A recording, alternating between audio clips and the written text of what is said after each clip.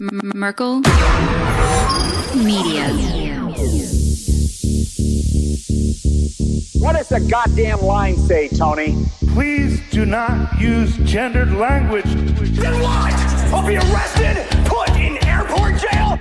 Look, you're going completely sideways, man. It's a big club, and you ain't in it. How dare you? Mr. Speaker, the President of the United Dave on NBC. Jack Marius Tack Theratrix. Hi, I'm Spartacus. Jackson, Sacramento, he, him. Steven Seagal. Sex offender guy. I'm Keith Morris. This is I'm Rick James, bitch. Sorting through the lies. The hijacker's passport was found blocks from the World Trade Center crash site, if you can believe that. We cannot track $2.3 trillion in transactions. And uncovering the centuries-long plan for world domination. Learning about Cuba, having some food.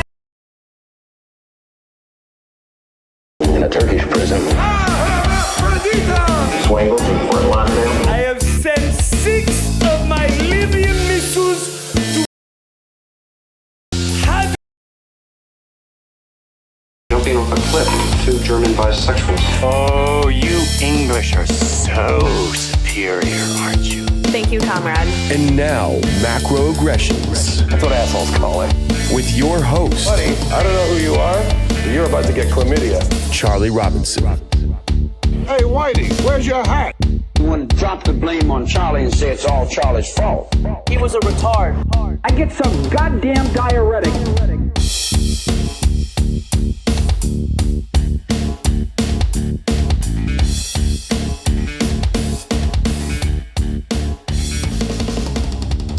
Welcome to Macroaggressions. I'm your host, Charlie Robinson. If you are watching us on Iconic, Odyssey, Rockfin, Band.video, or you're listening wherever podcasts are served, thank you so much. We appreciate your amazing support. I mean, there's literally a couple million options out there, and we know that you have choices.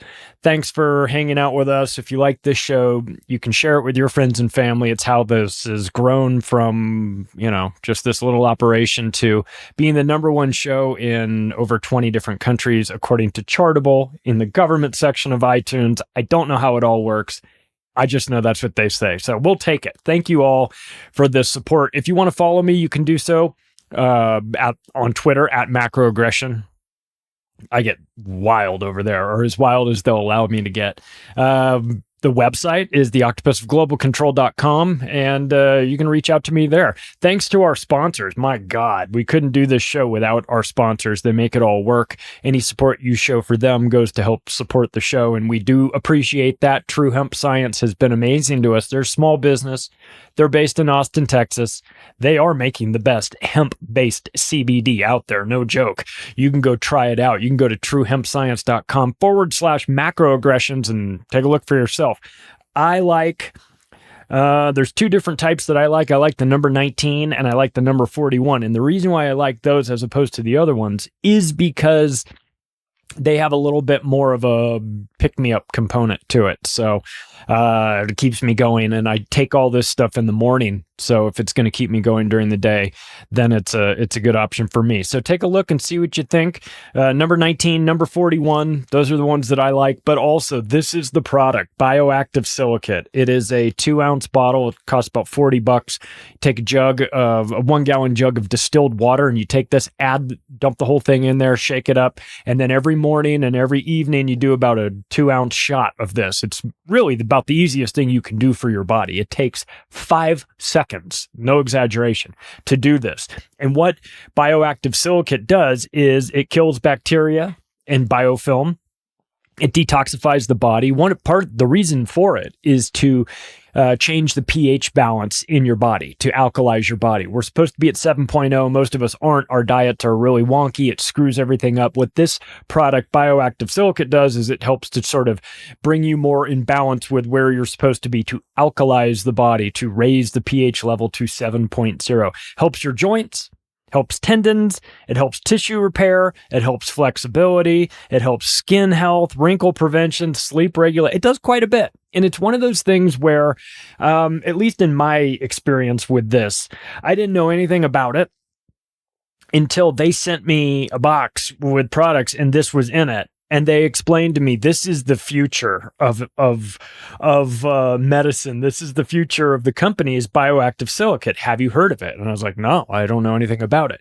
But it's funny because after that, I started hearing about it in unusual places. I had Celeste Solomon. She was saying, oh, she takes it. I was talking to someone else. They take it. And like, I hadn't heard of it. And now I'm starting to hear about it everywhere. Maybe you'll have the same result. It's called bioactive silicate. Do this. Go to truehempscience.com/macroaggressions and just look it up and just read about it.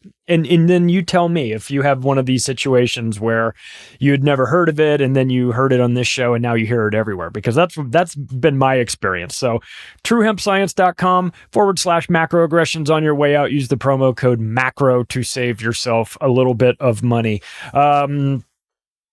Here comes the beating of the dead horse again, but really, like, I'm not even going to apologize for it because you'll thank me. you'll thank me for the verbal beatings you guys are getting. But like, seriously, my Patriot Supply has been gracious enough to build us a landing page so that we can make this real easy.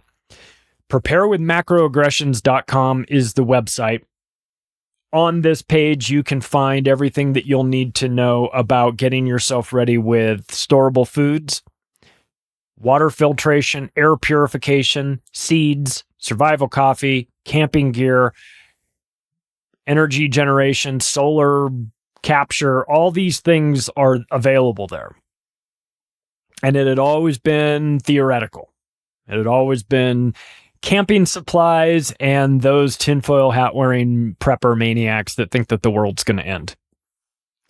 Well, those people are still out there, of course, but now it's taken on a more serious tone. I think a lot of people are getting over that stigma of, oh, you prepper weirdos and everything. Yeah, maybe there are some preppers that take it to the extreme. I mean, we've seen the TV shows. There's Extreme Prepper television show here in America.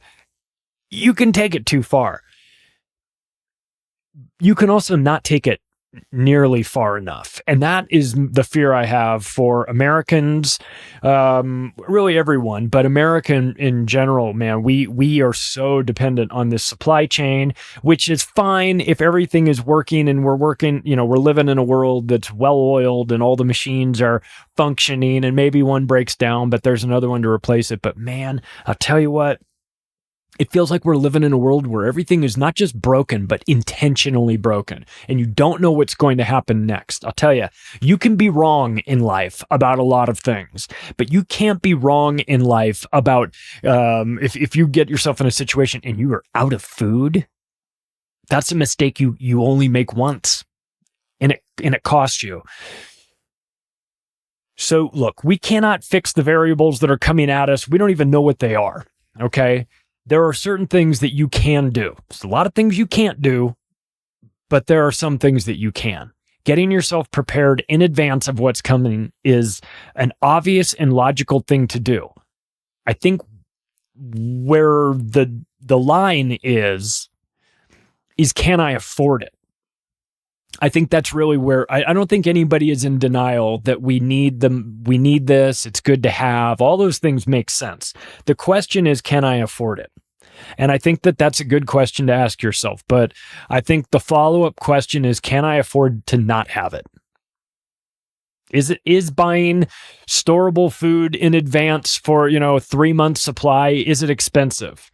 Well, according to this, My Patriot Supply, with the discount that you get, it would be $747 for 3 months of storable food. Is that a lot of money? Well, off of a retail price of $897. So it's $150 off. Down to $747 for 3 months supply of food for 3 people. Is that a lot of money to spend? Yeah. What happens if you need it and you don't have it? Would you give anything to go back in time and spend that $750 to know that you were taken care of for 3 months? You could buy yourself some time. You can't buy time, you can buy food. And in this particular scenario, maybe food is what you need to buy you some time. So start thinking about it like a cost-benefit analysis. Start looking at the numbers, divide it up, or take 90 days, divide it by, or $747 divided by 90 days, get yourself a daily amount for this food, figure out if it makes sense to you, and then figure out if it makes sense for you to not have it. And that's all I'm saying. And look, get prepared somewhere. If you want to go through my sponsor, My Patriot Supply, preparewithmacroaggressions.com, please do. Take care of it. Get yourself sorted out. Maybe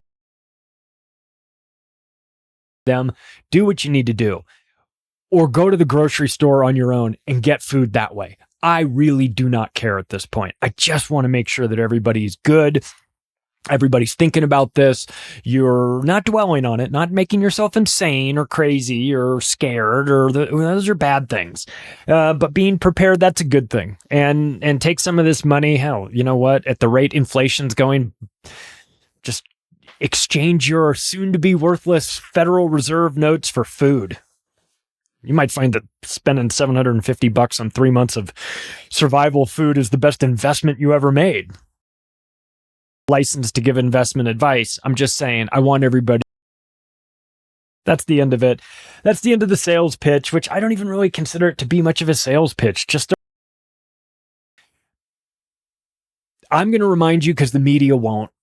I'm going to remind you because they want you to be ill-prepared for this. I want everybody to be over-prepared for it. It's kind of the theme of this episode, because we're going to get into talking about the digital prison system that they're building up around us. We've been watching it. It's undeniable. The only question is, how well built is it? How detailed is it? How, is it going to keep everybody in? What are the specs of this thing? That's the only real questionable component of this. There is no question of whether or not they're trying to build a digital prison and surround us. It's happening. It's been happening for a while. It's been a fantasy of theirs for a very, very long time, at least a half a century. But sometimes you have to wait for the technology to catch up with your ambition when you're a genocidal mass murder maniac that wants to kill everybody. Sometimes, as in his book In Between Two Ages, the technology isn't there yet. It's there now. And they're rolling it out in certain areas, and they're rolling it out with certain features. But eventually, they'll work out the bugs in the social credit system. They'll work them out, and then you get to eat them. We leave nothing left to chance in the Fourth Reich. I mean, the Fourth Industrial Revolution. So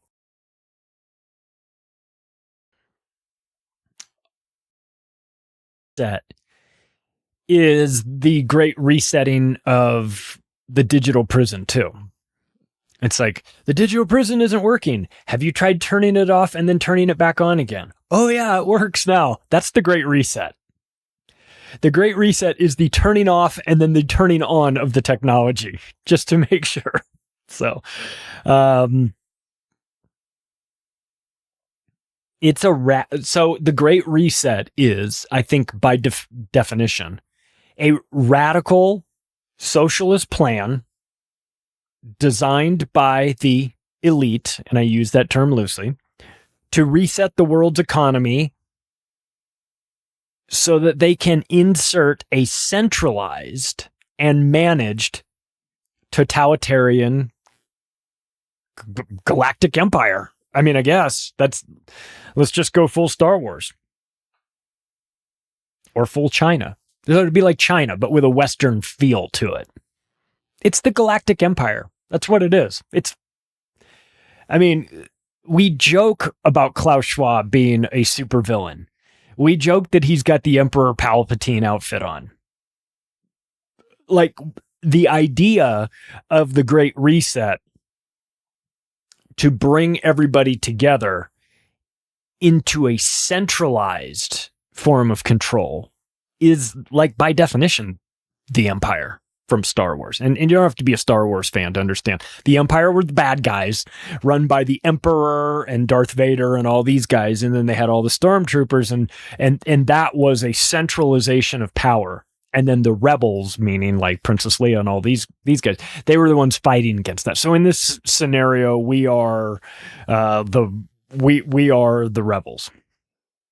I had someone say to me that they described me as Han Solo in this scenario. I'm very flattered. I'm no Han Solo. I thought he was awesome. I definitely would have shot Greedo first, though. Bet your ass. Not sitting around. I'm not gonna be waiting for an answer from him. But be that as it may, the reality of this is that these guys are building they're building something that, for us, we dip into pop culture and say, you mean like Star Wars? Like the Empire there? And you go, yeah, like that. It's a good reference point. Not perfect, but if you were to take a look at what the World Economic Forum is planning, there's a lot of galactic empire vibes to it. You will eat the bugs, or you will go into the trash compactor. But I think that, look, it's a digital prison, but it's still a prison. People don't voluntarily go into prisons.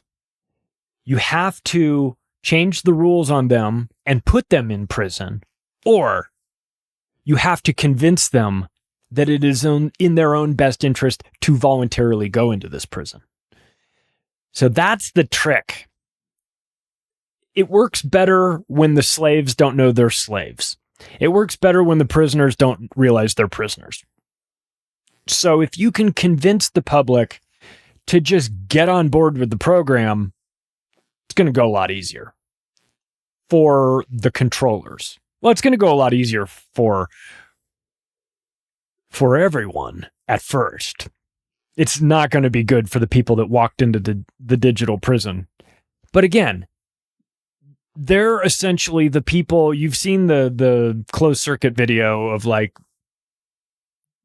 I don't know, maybe you haven't. I've seen it. Like the funny compilation videos of all these people that are on their phones and they're walking and they walk right into a fountain, filled with water, and they don't, because they're not paying attention. There's a lot of people that are going to be on their phones walking themselves into this digital prison and never even notice that the door slammed behind them. Those people, sayonara. It's been nice sharing a planet with you, but if you are unwilling or unable to recognize your situation, then I'm not going to be able to help you with that. You're going to need to look up from your phone for a minute to see what is being built around. It's funny because two of the sweetest people I've ever had on the show, ladies that could very well be, my aunt or something. Alana Freeland and Celeste Solum are the scariest people in the world to talk to. You know why? Because they know all about the digital prison component. And you sit down with them, and Alana got me, I got a strike on my YouTube video that I put up with her, like, immediately. And then it went on banned video and got 75,000 views. So it's like, you understand why YouTube does not want that up there. But the people that understand this, the researchers that are really working into the digital side of this, I put Whitney Webb in there as well. They understand, they have a more of an understanding of the capabilities of this technology.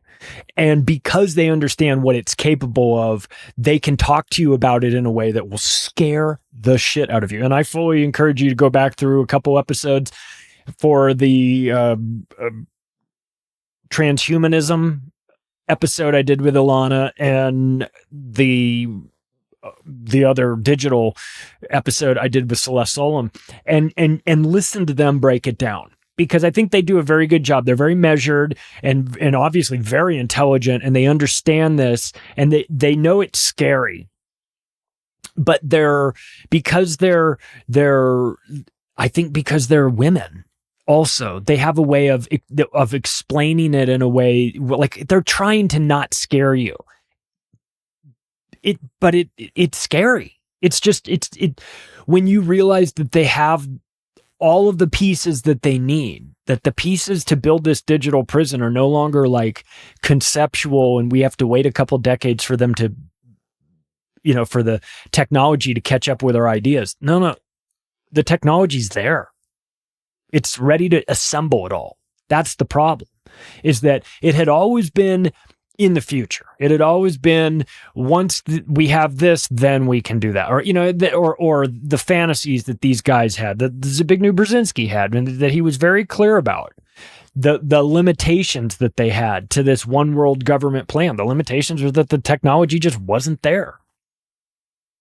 But, he's writing that book in 1981, and the technology wasn't there 4 decades ago. It is now.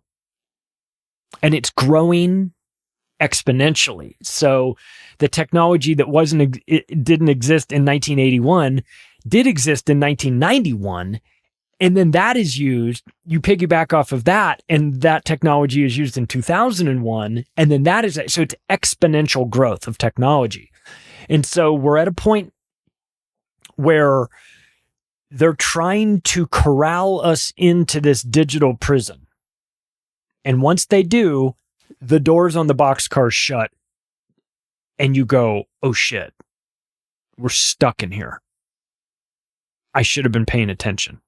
We got to get out. Here's the bad news. If it finally occurs to you that we need to get out right after you've heard the door to the digital prison close, it's too late. It's too late. At that point, that's in real prison. And if you saw Shawshank Redemption, and obviously I know it's a fictional movie based on a Stephen King book, but when they shut that door, you know how they had all the prisoners were betting on which fish would break the first night. It's that door shutting and that realization when it dawns on you, oh no, I'm no longer in charge of my freedom. Somebody else is, and they have made the decision that I can't access that. And it hits you. In the fictional prison scenario, it hits these guys when at night, on that first night, when the door slams shut and it locks and it makes that very noticeable metal clang. And it occurs to you, you're not going anywhere. And that's when people break. My fear is that there's going to be a lot of people chanting fresh fish, fresh fish, fresh fish when this happens. When the digital prison slams and the people that have been figured it out for a long time go, first time here. And that guy goes, I want to go home. I don't belong here. And then the guards take you out back and beat you. So this is the problem, is that once they complete the digital prison, activate it, and have everyone in under it, it's over. Here's the good news. We're not at that point quite yet. There's still time to push back. But I think it's important for us to recognize how they're going to do it, what they're talking about, what the tools will be, so that there's no, so that we have at least an understanding of how they will put this in place so that we can plan accordingly. Are we going to be able to prevent them from making it happen? I certainly hope so. But again, let's just talk about this. So let's start with a concept that we know will be run out for us, and that is that they are going to and I've used this as an example before, and it might sound, well, it's speculation at this point. But after it happens, you'll look back on it and you'll go, oh yeah, he was speculating about that, but it wasn't really that much of a stretch. And this is what I'm talking about. Creating a false flag online. An online of what we see. A guy goes in the office and he goes nuts. And in the wake of that, there will be all this legislation that says, if only we'd had X, Y, and Z in place, then it would have prevented this maniac from doing these horrible things. If only we'd had gun laws, it would have prevented this guy from going in this mall. Or if only we'd had this, Expect that line of thinking and that decision making, that push towards a solution to happen online as well. Just as the justification for a digital identification card. And let's take it as let's use an example from a current case and just see how we could envision this happening. Guy in Buffalo shooter, right? Let's just say the Buffalo shooter, Buffalo grocery store guy. It's hard to keep track of all these guys. So this guy goes into a grocery store and starts shooting. He killed 10 people. Gets taken out of there. Then in the months after that, and this is I'm making this part up. All right, we're just going to use this as a fictional scenario based on this real occurrence. But let's just say they went back and they said, all right, well, we did a forensic internet accounting of where this guy has been online, what he's been doing, what he's been up to, who he was, why did he do this? We went through and we found out this guy had been on Reddit, this guy had been on 4chan, this guy had been on 8chan, this guy had been on Telegram, this guy had been doing all these things. He'd been in all these places. He's using different screen names, maybe, doesn't always use the same name, or he calls himself Disco Dan or something. Yeah, whatever. He doesn't use his real name. And he's in all these places and he's talking about doing this stuff. And then he winds up doing it.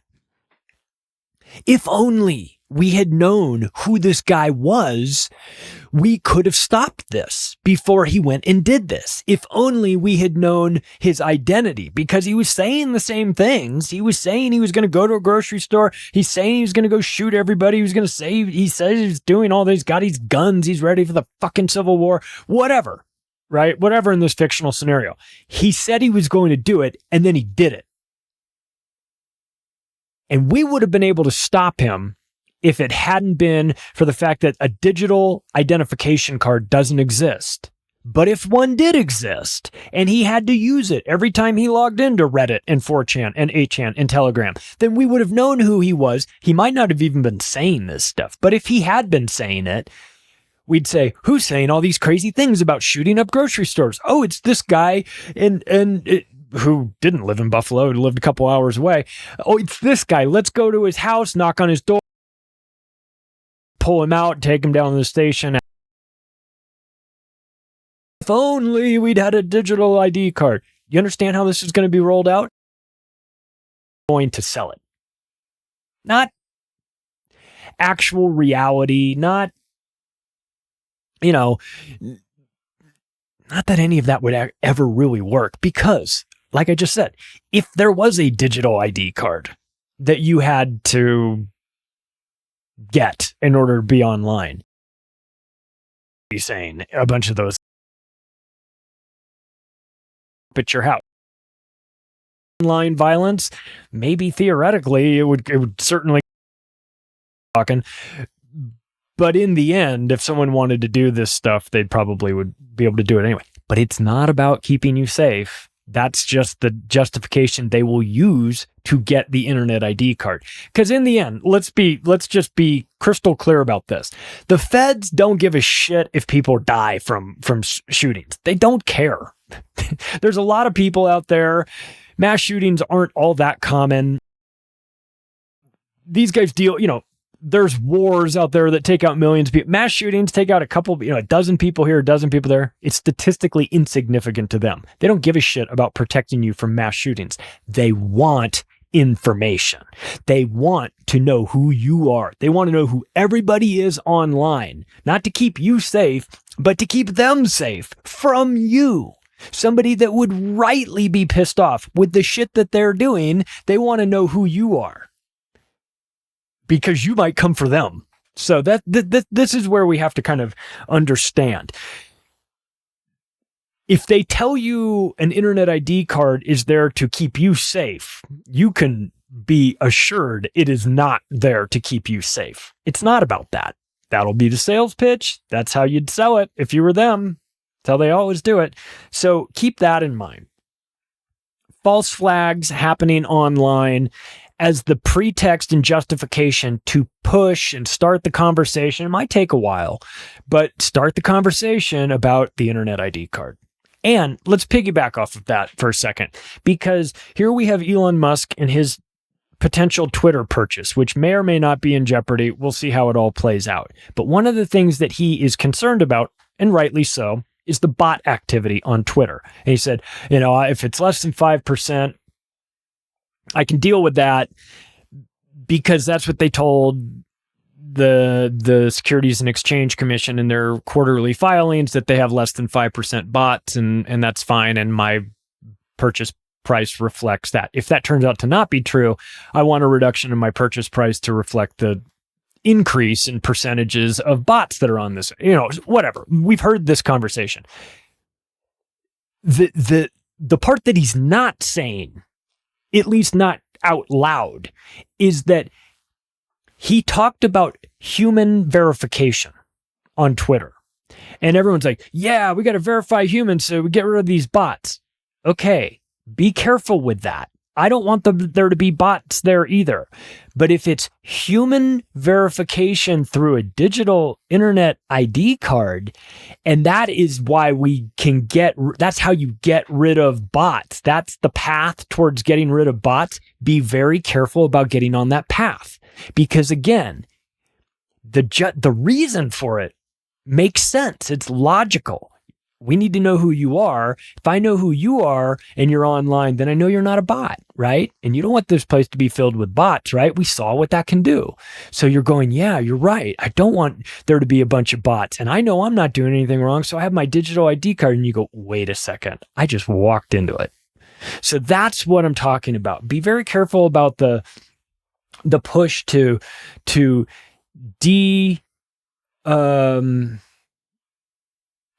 take the anonymity out of the internet. It's tempting. It's tempting to want that, because the justification will be, you don't know who you're even dealing with online. You don't know if it's scammers or some, yes, it's me in Nigeria here. You've become I'm the prince of Nigeria, whatever. I mean, there are those scams, and wouldn't it be nice if those scams didn't exist? But that's not what they're protecting you from. They don't give a shit about that. They want to remove anonymity online, and a digital ID card is a way to do that. And because we're all a little bit protective of our privacy, I mean, we give it away at times, but it's our choice to give it away. When you start doing things like the digital ID card, you're going to get pushback. Rightly so. So before they do that, they're going to need a really good reason to even have the conversation. And my belief is that it will come in the form of them saying that this person was radicalized and anonymous online, and if only we had known who they were, we could have stopped them before they committed this horrible act. So there's that. Okay. Let's talk about the other ways that they're going to corral you into this digital prison. Let's talk about the metaverse. Okay. It's kind of clunky and stupid looking, but then again, so is Minecraft and Roblox, these are like 8-bit, like old timey looking video games that I personally would have never dreamed would be that popular in 2022. They would have been super popular in 1982, when the best we had was like Atari Pitfall, and we were stoked to have that. But now when you have all this like hyper realistic gaming, to have these sort of like low resolution games, a little confusing to me. And the metaverse looks kind of dumb, But here's the thing. It's drawing people in, it's going to start ramping up more and more. I don't think Facebook is going to, I don't think the pivot to Meta and the metaverse is the win that Facebook thinks it's going to be. I may be wrong, but I don't know that this is the future of the internet. I mean, and watch me eat my words like a decade from now, and it's like the biggest thing in the world, the metaverse, and I'm like, well, I'm a dummy. But I don't see it yet. But there are multiple metaverses out there. There's like a metaverse that Wendy's has, like the fast food place, which I'm sure is, it's got to be, there's got to be nothing to do, right? So I'm trying to figure out where the metaverse ultimately goes. Is this like a lounge for people to put on the VR headset and go into this? Does it replace nightclubs? Does it replace the relationship you have down at the local bar? Is this, I got off work, I came home, had some dinner, put on the VR headset and went to the virtual bar? I mean, you got to have a good look at yourself in the mirror, I would think, at some point. Certainly would help to depopulate the planet. You out there not getting laid, not ever going anywhere, just sort of everything, internalizing everything in a VR headset. Ooh, very dangerous, very dangerous. In this current incarnation, I don't think the metaverse is much of anything. But keep in mind, Facebook is a $250 billion corporation that has the ability to make bad ideas reality simply by sheer force of will and money. So they can make the metaverse a thing, even if it's not even really all that cool.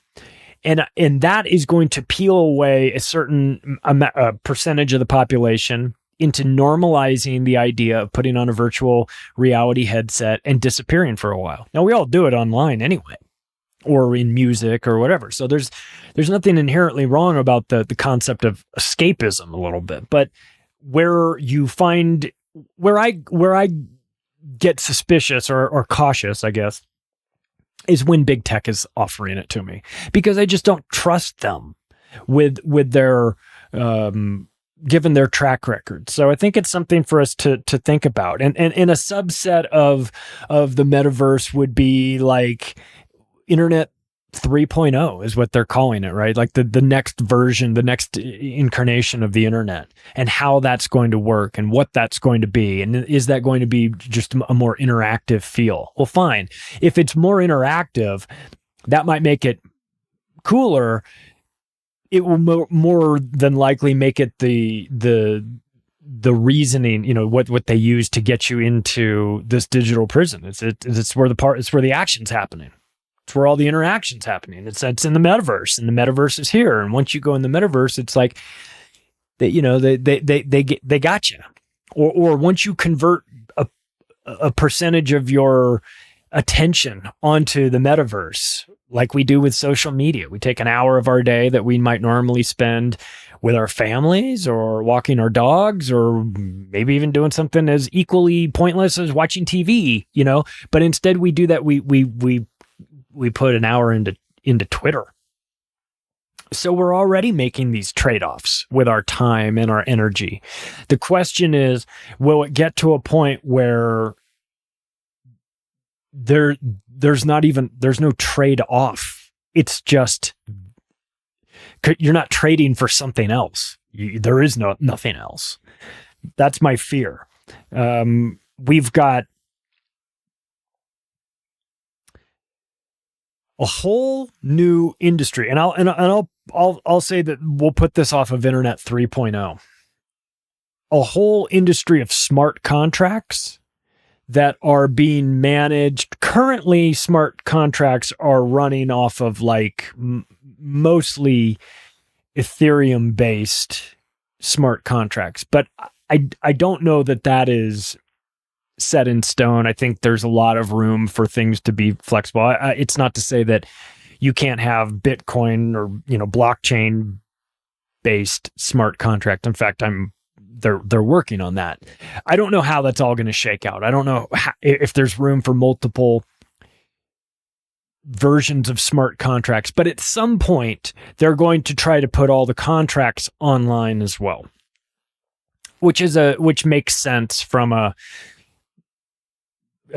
technological evolution standpoint. I work in real estate. We deal with paper contracts forever. DocuSign came around and changed the world in real estate, So, and I never viewed DocuSign as being a problem, and I still don't.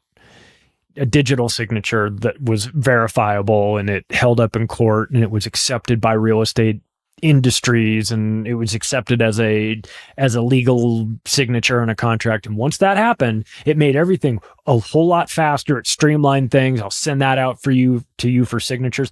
Man, when I was starting in real estate, I remember I sold 12 houses one day back in 2004. It was crazy. And I had to generate all these contracts. I had to print them all out and I had to take them to this investor guy group and have all these different people sign them. And it took all day. It was like an all day thing. If I was doing that now, it would just be, it'd just be DocuSigned. And I'd email it to them. And as soon as it was done and signed by everybody, it'd be sent right back to me. That's evolution. That's progress. That's amazing. And there's nothing inherently nefarious about that. But understand where this can go when you start to have smart contracts that are now, it's not just DocuSigned, but it's now living online. And that has its own sort of repercussions, because we will get to a point where we will become dependent on that. And we won't even be able to imagine a time before smart contracts. Right now you're going, what the fuck's a smart contract? Well, there will be a time, a decade from now, when you'll be like, I don't know how we would ever, I don't even remember how we lived without smart contracts, So we keep our eyes open, right? Because if you're going to invite everybody into your digital prison, you can't just beat them with batons and force them all in there. I mean, you could, but it works a lot better if you just put cheese in the mousetrap. You give them a reason to go in there. You give them something that they want. You give them something that works. You give them a smart contract that works. And they use it and they become dependent on it. And then they can't get out of not using it, because this is how we've always done it. In the 10 years I've been doing it, now we've always been, and I don't know how to do it any other way. So part of the digital prison that they're building is just assimilating us and having us get comfortable with this process of doing things differently. And again, there's aspects of it that are going to be sold to you as convenient, because in actuality, they will be convenient. It'll be a whole lot easier to do it that way. It'll make sense, time saving, documented, everything about that, a better mousetrap. Great, let's do it. But just be careful, because it's luring you into this and getting you into a situation where you feel that there's no way around it. And then that takes me to the next point, which is the money component of this, and talk about normalizing it and talking about not being able to feel like you can live life without it. We're going to get ourselves to a point where the money is digital. We can fight it. We should fight it. Cash Fridays, all these things. These are great. Don't give up your money. Don't give up cash. Don't give it up. Don't give up silver. Don't give up gold coins. Don't give up physical money, even if you hate fiat currency, and I do as much as anybody, probably more. Don't give it up. Because when they get you to a point where where all money is digital, then there will be the good guys. There'll be the good guy digital money out there, or currency, and I don't want to have this debate about, the Bitcoin guys that will be digital money on the right, on the correct side of humanity. When I say right, I don't want it to be misconstrued as me meaning conservative. I just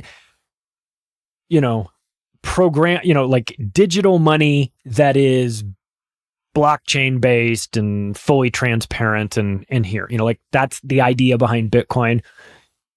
Rock solid, right? The idea behind some of the other central bank digital currencies, disastrous, right? So again, words matter, the definitions matter. When someone starts talking to you about the dangers of cryptocurrencies, you can say, what are you talking about? And they say, well, Bitcoin. You go, well, are we talking about Bitcoin or are we talking about cryptocurrencies? Because there's different things. Are we talking about central bank digital currencies? That's a whole different hybrid too. And that's what I'm most concerned about. I'm not worried about Bitcoin. I think Bitcoin is fantastic for what it is, a limited supply, digital, transparent, all the things that it is. There's reasons to like, and I've talked about this too. There's reasons to like Monero because it's private and it's the opposite of some of the Bitcoin. It's got some similar components. And so again, digital currencies are not by default evil. I use PayPal. We all use and PayPal. I got my problems with PayPal, believe me. We use, ACH digital checks and things like that, direct deposit. We've been digital with our money for a while. We've been walking into it. So it's not to say that digital money equals evil. The problem is digital money can equal evil when it's a central bank digital currency that is programmable. And when they start to conflate the two between crypto and CBDCs, and they go, whatever, it's the same thing. No, it's not. No, it's not the same thing. It's most definitely not the same thing. They want you to believe that it's the same thing. They want to lump it all in and go, well, it's just crypto. It's not. And central bank digital currencies, we've done episodes on that. I'm not going to get into the weeds on how it all can go wrong, but just know this, that if you've got yourself a central bank digital currency that is programmable, you can make the money do all kinds of things. There's almost no limit to how creative you can get with that money, including setting it to expire. Because the jobs report came out and the Christmas spending was way down. We just got that report and retail sales are in the toilet and Joe Biden needs to get reelected and we need to do something to make the economy better. So we're setting 30% of your CBDC US digital currencies to expire in the next 90 days. Better start spending them or they're going to evaporate right out of your account. They're just going to turn to sand. So again, let's start thinking about the inherent downsides to this as well, because it's going to be sold to us as benefits. They're going to try and convince you to get into this digital prison with the benefits. And there will be real benefits to digital currencies. Just make sure that you're armed with as much information and sort of mental ammunition as you can get to also counter that debate, because there's going to be some very serious downsides to this as well. And you're going to need to look at the downside because they're not going to be telling you about it. You're going to have to be thinking about this on your own. So the removal of cash from the economy is part of this obviously it's part of closing the doors of a digital prison. When you have cash, you still kind of you're still outside of that economy. And they don't want that. It's untrackable. They want to know everything you're doing. for your safety, of course. So we've got, and look, it's not to say that the US dollar can't be inflated away, because they've been doing that for a long, long time through the printing press for the first half of the century, and then digital printing press for the second half of the century, as technology improved. But if they have central bank digital currencies, they can inflate the money supply however they want. Just think of the sort of tricks that they can use with regard to that sort of digital money that isn't on a public blockchain for the world to see and scrutinize and record. And, instead it's managed by the Federal Reserve. Great. What could possibly go wrong? Okay. Now we move into the Great Reset part too of this, because that's going to really start to funnel people into this digital prison. Artificial intelligence. Okay, look, just go to the World Economic Forum's website, weforum.org, and play around on there and go through and just take a look at the different sections that they've got. Artificial intelligence, talking about automated decision making, things like that. It's bad. Now, look, if they want to run AI programs to manage, traffic flow patterns and things like that, whatever. But we know it's not going to stay there. We know that this is going to be used to automate decision making of human beings too. So the artificial intelligence component of this is something to keep an eye on. I had Alex Cranier on here a couple months ago. He used to run a hedge fund in Monte Carlo. And we talked about AI. And he's the only guy that I've talked to that made me feel less scared about it.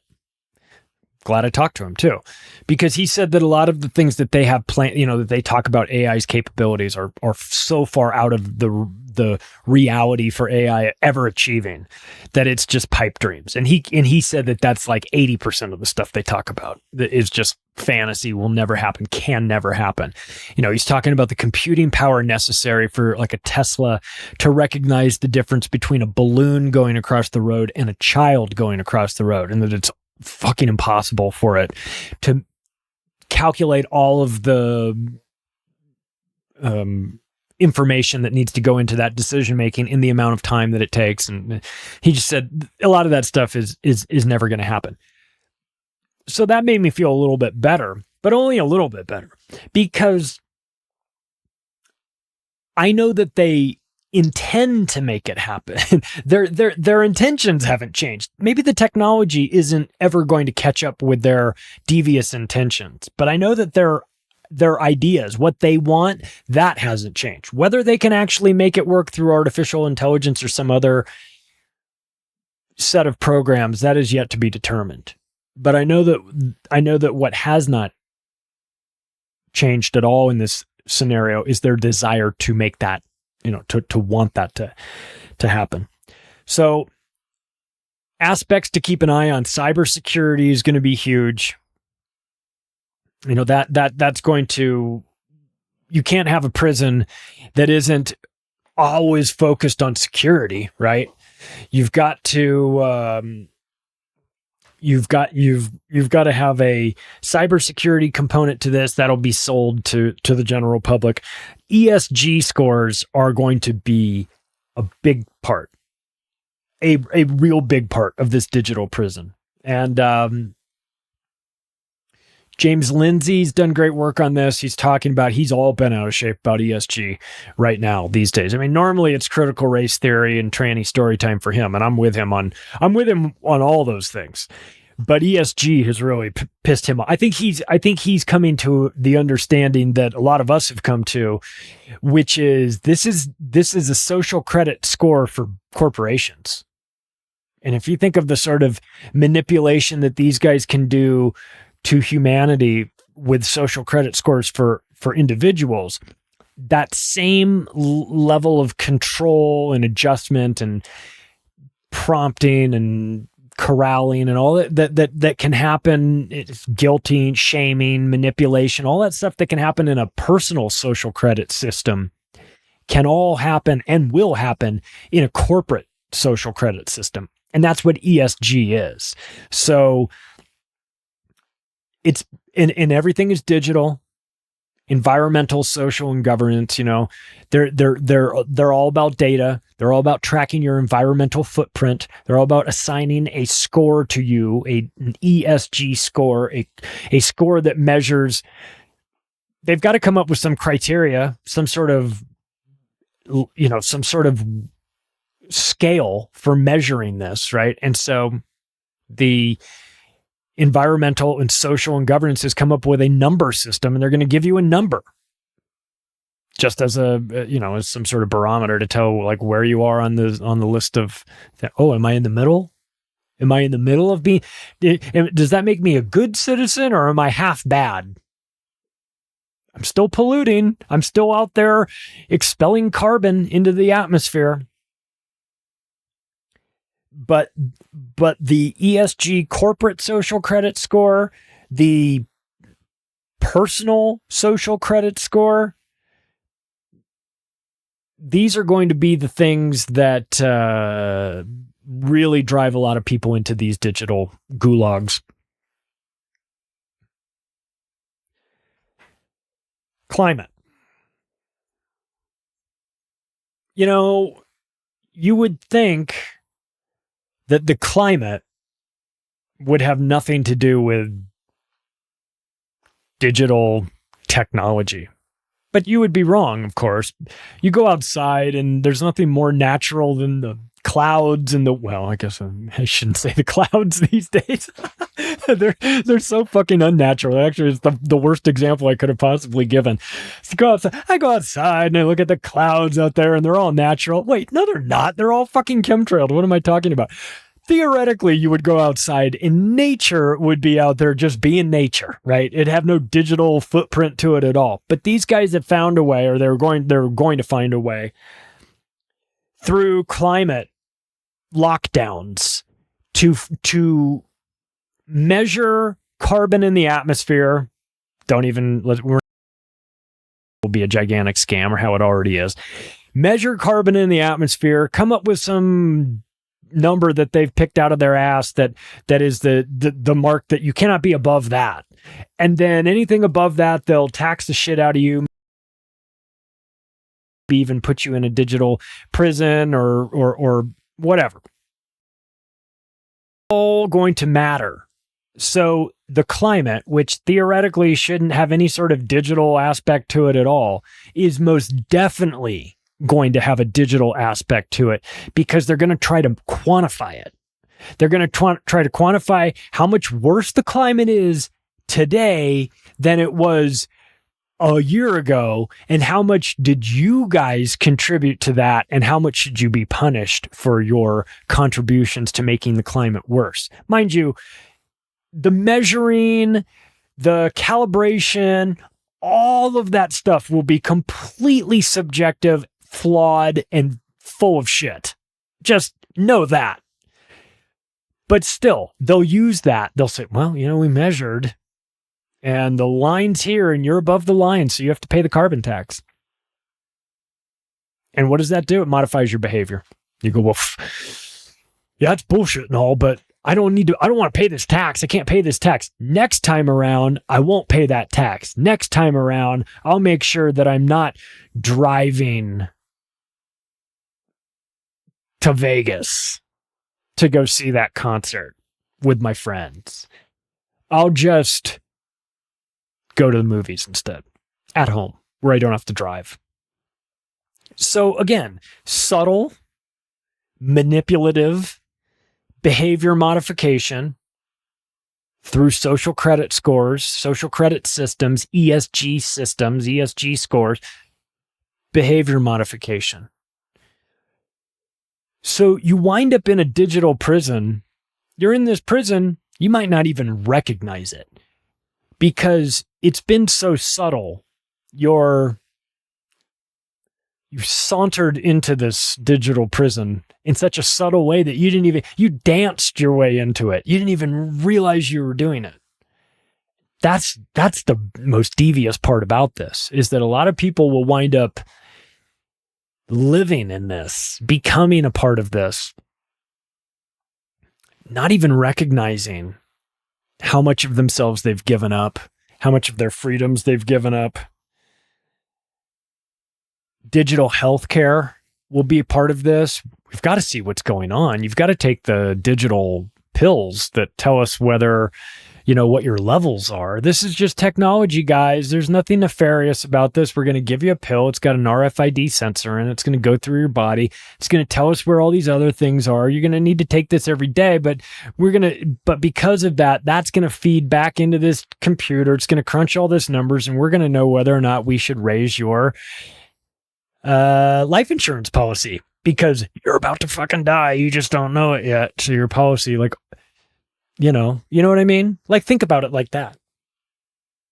So digital healthcare is most definitely an aspect of this that they want to get into.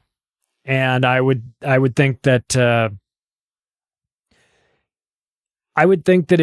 if the powers that be have taken control of your health because you have voluntarily, or maybe even involuntarily, decided that you're going to start swallowing the digital pills, the pills that Borla talked about at Pfizer, in those panels. I'm not making this up. I'm not speculating about digital RFID pills.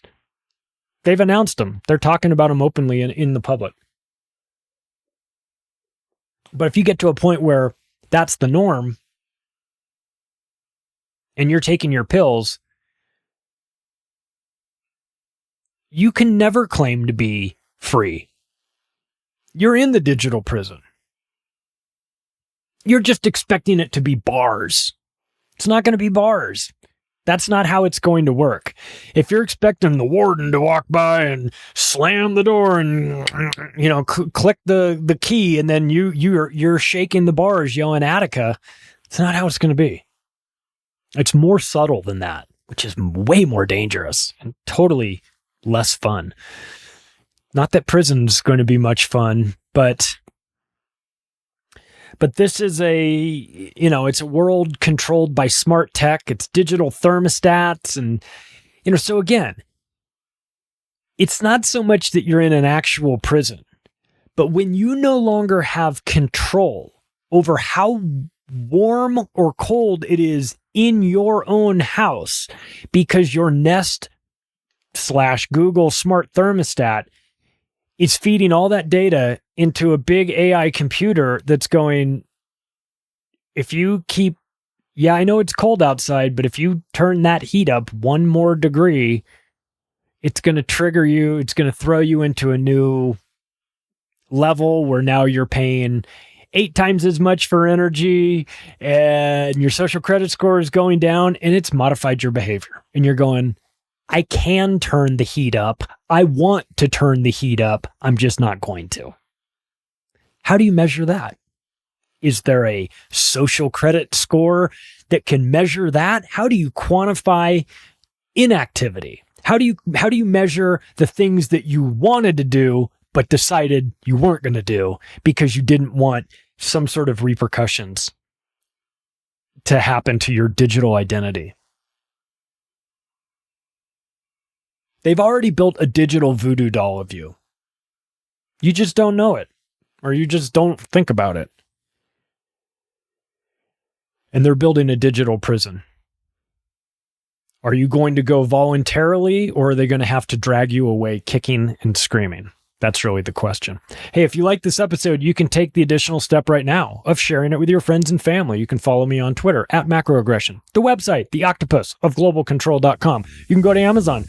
I've got 3 books available. You can buy them there too. If you want to get the digital versions, go to the website. You can reach out to me directly. Thanks, everybody. I'll talk to you soon.